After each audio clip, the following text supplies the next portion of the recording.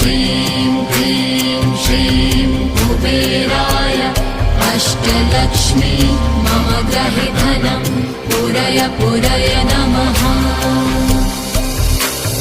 ॐ ह्रीं श्रीं क्लीं श्रीं कुबेराय अष्टलक्ष्मी मम गृहे धनं पूरय पूरय नमः।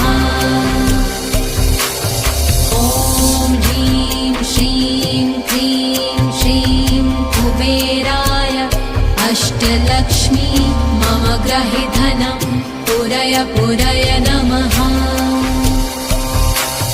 ॐ ह्रीं श्रीं क्लीं श्रीं कुबेराय अष्टलक्ष्मी मम गृहे धनं पूरय पूरय नमः।